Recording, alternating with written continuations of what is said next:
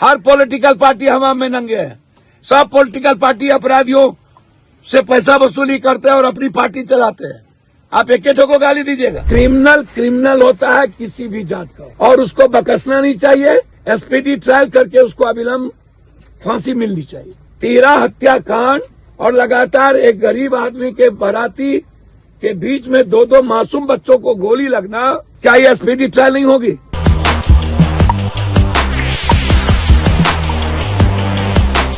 पटना में हर दिन आधा दर्जन लोगों की हत्या होती है। लगभग बिल्डर की हत्या, लगभग व्यापारियों की हत्या।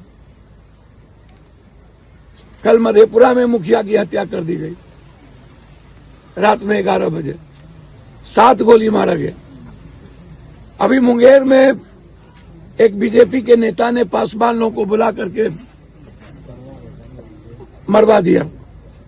बीजेपी में एक बिल्डर को मुंगेर में मरवाया गया। तो जो घटना घटित हो रही है, जब एक से छोटा सा बिहार इससे नहीं संभलता, बिहार का लॉ एंड ऑर्डर नहीं संभलता है, जो घटना यहां पर घटी है, हम बार बार कहते हैं कि क्रिमिनल कोई जाति नहीं होता। फिर आप समझिए, क्रिमिनल होता है, आतंकवादी होता है। वो कोई धर्म और मजहब नहीं हो सकता। आतंकवादी से सब परेशान है, हर देश परेशान है। आतंकवादी और उग्रवादियों का और ये माफियाओं का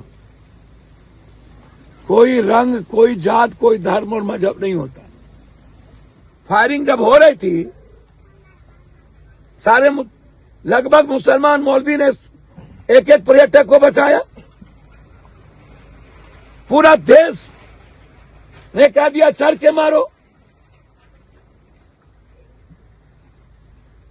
आतंकवादी अब ये मीडिया कार्य शुरू कर दिया 2 मिनट में। अब यहां पर आप कह रहे हैं राजपूत जाति का क्रिमिनल। कल यदि कोई यादव जाति का क्रिमिनल हो तो पूरा जानवे को गरिएगा आप लोग। क्रिमिनल होता है किसी भी जात का, और उसको बकसना नहीं चाहिए। एसपीडी ट्रायल करके उसको अविलंब फांसी मिलनी चाहिए। 13 हत्याकांड और लगातार एक गरीब आदमी के बाराती के बीच में 2 मासूम बच्चों को गोली लगना, क्या ये एसपीडी ट्रायल नहीं होगी? और हम बड़ा बात करने वाले मधुबनी में हैं। बाप रे बाप,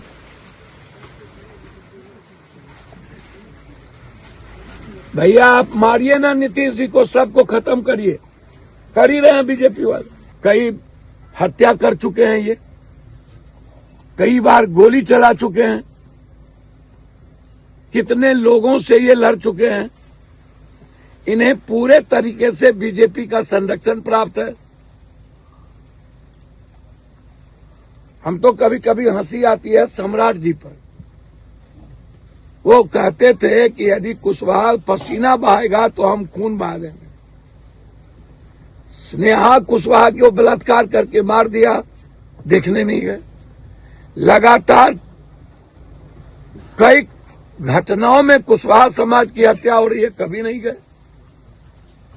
और उनके साथ क्रिमिनल की फोटो, विजय जी के साथ क्रिमिनल की फोटो, और पूरे तरीके से यहाँ के पूर्व जनप्रतिनिधि का उनको पूरा संरक्षण प्राप्त हो। देखिए 2-3 बात समझिए, मैं किसी एक पार्टी की बात नहीं कर रहा हूं। लगभग पार्टी क्रिमिनल को प्रोटेक्ट कर रही है और क्रिमिनल के द्वारा सत्ता चाहती। पॉलिटिकल वर्कर का कोई मतलब नहीं रह गया। संघर्ष करने वाले पॉलिटिकल वर्कर को पार्टी तवज्जो नहीं देती है। जो बालू माफिया है, जो शराब माफिया, गांजा माफिया, जमीन माफिया, मैं इतना जानता हूं कि ये बीजेपी का प्रोटेक्टेड क्रिमिनल है, इन्हें बीजेपी के नेताओं के द्वारा संरक्षण प्राप्त है और बीजेपी के नेता इनको बचा रहे हैं। और यहां के पदाधिकारी जिस तरीके से बयान दिए, थार में 2 आदमी, दिन का शाम का समय, पूरी भीड़ भाड़ इलाका, पहले अंधाधुंध फायरिंग हुई, फिर बाद में निकाल मार दिया गया। इधर से फायरिंग होती तो किसी को लगता, तो ऐसा बयान बिना किसी जांच के यदि सीनियर पदाधिकारी दे रहा है तो इसका मतलब है कि आप क्रिमिनल को बचाना चाह रहे हैं। चाहेंगे कि इस परिवार में एक एक बच्चों को नौकरी मिले, 20-20 लाख रुपया इस परिवार को दिया जाए। यह हमारा डिमांड है सरकार से। जो घायल है उनको कम से कम 2-2 लाख रुपया, और इस गांव को पूरे पंचायत में महतो टोला इटोला सबको सुरक्षा की व्यवस्था की। प्रशासन को फुर्सत मिलेगी गांजा, अफीम, दारू, शराब और अपराधियों को संरक्षण देने से, तब ना आम आदमी के दरवाजे पर पहुंचेगी। ये तो सभी जगह की स्थिति है। सबसे ज्यादा असुरक्षित यदि कोई है तो वो पटना है, राजधानी है, शहर है। राजधानी के लगभग व्यापारी असुरक्षित है। आप रोपिएगा बबूल, खाइएगा खजूर, हमाम में सब नंगे हैं। हर पॉलिटिकल पार्टी हमाम में नंगे है। सब पॉलिटिकल पार्टी अपराधियों से पैसा वसूली करते हैं और अपनी पार्टी चलाते हैं। आप एक को गाली दीजिएगा, सबकी आदत क्यों नहीं सुधरती भाई? ये क्रिमिनल है, हर क्रिमिनल को प्रोटेक्शन है। इसको तो बहुत पहले इसको फांसी होनी चाहिए थी। समाज के लिए कोर है। सुरक्षा की मांग करते हैं, एसपीडी ट्रायल की मांग करते हैं। अविलंब चार्जशीट फाइल करिए और अपराधियों की घर की कुर्की करिए, सारे लाइसेंस सीज करिए और mobile location tower, CCTV footage और उस क्रिमिनल का बबलू कौन है, उस क्रिमिनल के मोबाइल का पूरा कॉल डिटेल निकाला जाए कि हत्या के दिन किस किस से बातचीत हुई, हत्या के बाद किस किस से बातचीत हुई, और जिनसे उनकी बातचीत भी है उनको भी इस केस में इन्वॉल्व किया जाए। साजिश करता हूं, पूरा कॉल डिटेल निकालिए। हम यहां के एसपी साहब से हम कॉल डिटेल निकालने की मांग करते हैं, सीसीटीवी फुटेज की मांग करते हैं, और उस वक्त उस सराउंडिंग में कितने मोबाइल थे, उस पूरे मोबाइल की जांच हम चाहते हैं। तब पता चलेगा कि वो कितने ग्रुप में थे। सीधा मोबाइल से आ जाएगा। तो अभी तक प्रशासन चुप है, जो सरेंडर किया बस उतना ही। और बिहार के लॉ एंड ऑर्डर के मामले को लेकर जिसको मन तिसको मार दो, जिससे मन तिस से पैसा मांग लो, जिससे मन तिस व्यापारी को भगा दो। पूरी हेडक्वार्टर सोई हुई है, कह रहे हम क्रिमिनल को इनकाउंटर कर रहे हैं। कौन क्रिमिनल इनकाउंटर हो रहा है?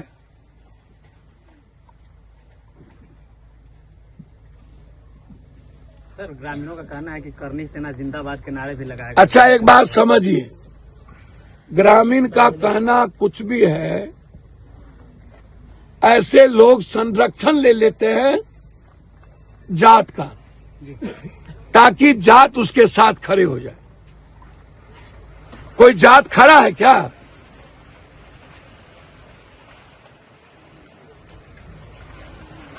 ये लोग तो करता ही है यही।